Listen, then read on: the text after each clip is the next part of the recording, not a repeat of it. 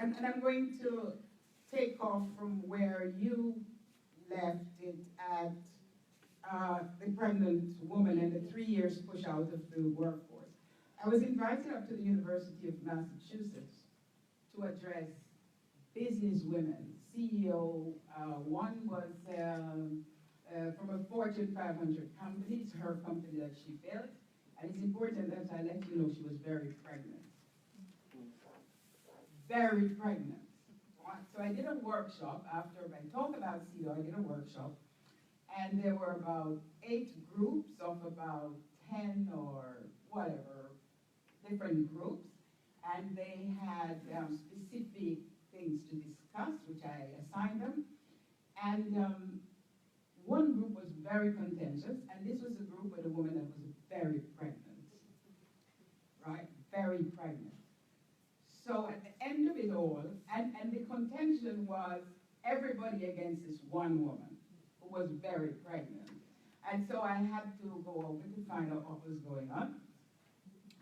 And her story is that, well, she's a multi-millionaire also, and for me it was a privilege meeting these people, you know, to talk to them. And she said, I will not pay women more than men, right, in my company, even if they're doing the same work.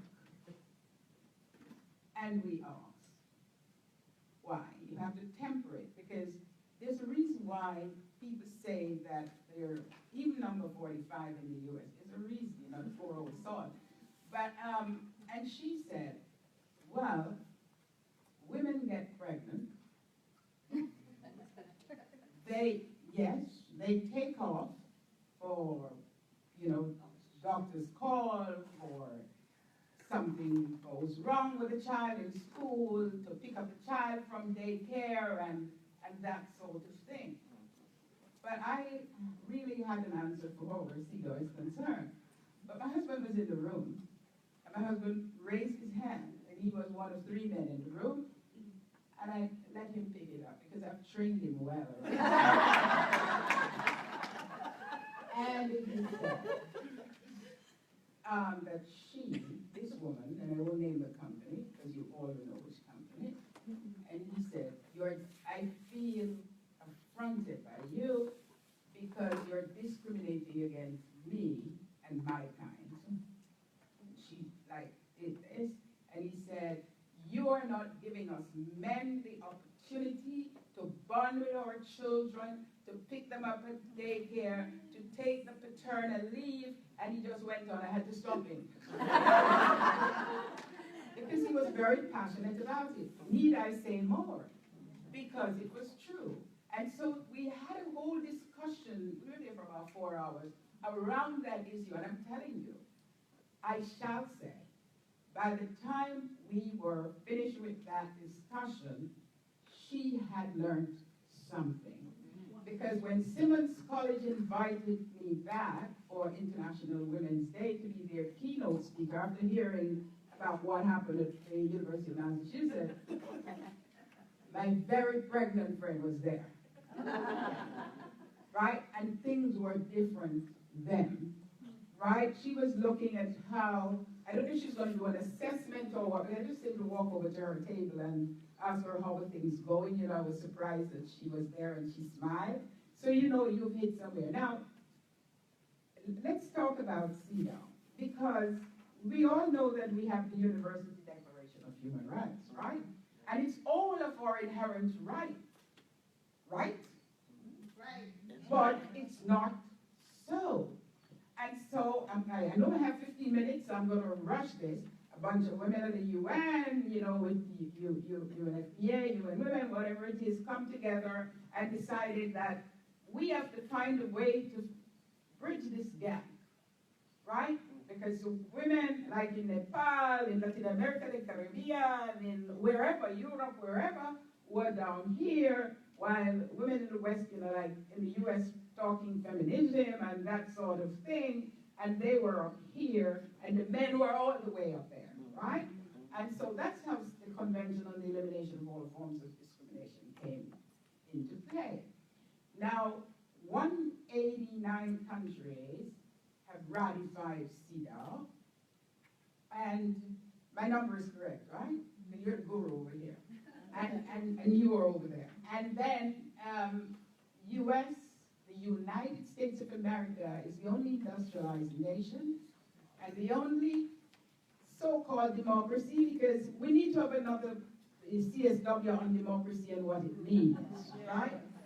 Who has not ratified the convention. It was signed by President Carter in 1980, but Senate refused to sign CEDAW. So in 1995, Beijing, one woman who is my good friend and I love her to death, Krishanti Demarach, after coming back from Beijing, she said, CEDAW is a local thing.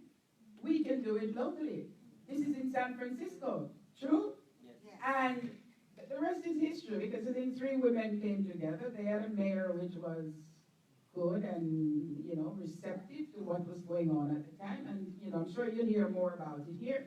But San Francisco led the way to what we now call in the United States cities for CEDAW, right? And we have about 6 cities that has adopted local ordinances, because cities cannot ratify a convention. Only member states, countries can ratify a convention. And so we have to adopt local laws based on the principle, and CEDAW is a framework, right, that addresses the issue of civil rights, economic rights, political rights, cultural rights, religion, those 5. And then it comes down to the very basic, because when you talk about education, it doesn't just say that every woman and girl and whomever must get education. It says you must have good quality education. There's no reason that I, because I'm black or because I'm a woman, that I must get a less deserving education than my white counterparts. It's simple, right?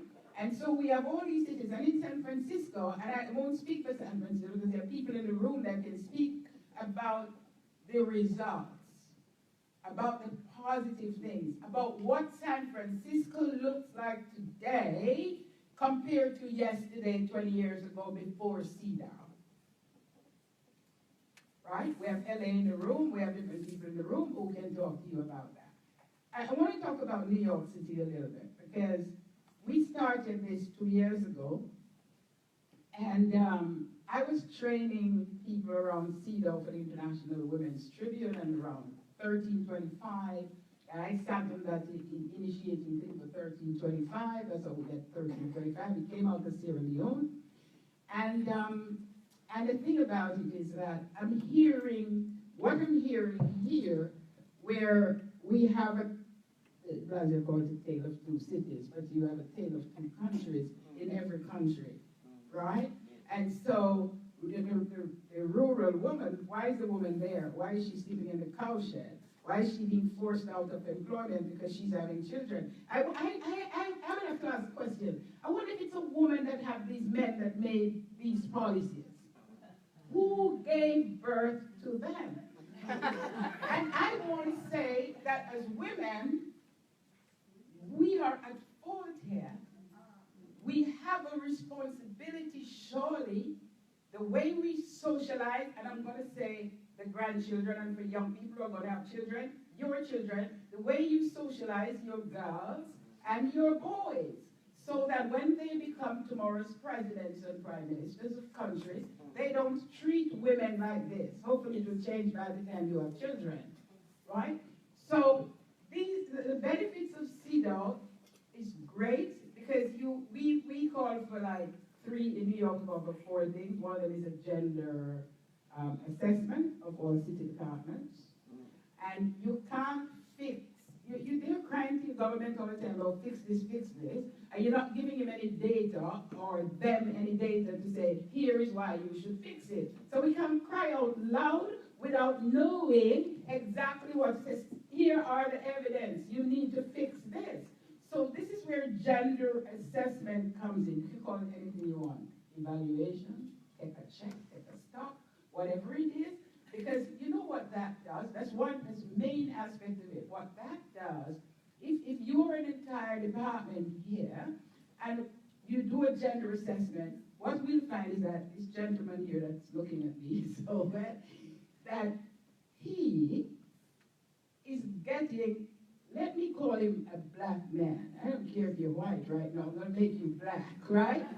So, and the lady with the red is a white man, and they're doing the same job, same hours, but he's getting about, 30% less than she's getting. Why? So what this does, I have 0 minutes, I don't really have 0 minutes. So what this does, it creates equity and equality. It levels the playing field. So I can go home and look after my babies that I'm going to have at 70 or whatever you receive my meeting, without worrying about going back to work, because I'm going to go back and my husband is going to take care of those babies and that. So I don't want to say anything else. New York is doing good because we got universal pre-K, which I work on because I'm on the mayor's leadership team. So we have, I didn't do that. I didn't do any of these things. I just work on it. I'm asked to, come volunteer do this. We have increased minimum wage to $15. We have passed same-sex marriage. The mayor is very progressive. The city council is very progressive. We have paid sick leave, and paid sick leave is not only for the citizen or residents of the country. If you're an undocumented person being a nanny or whatever it is, you have rights in New York City. New York City protects you, right? So I don't think I need to say anymore because you will need me here all day. Because when I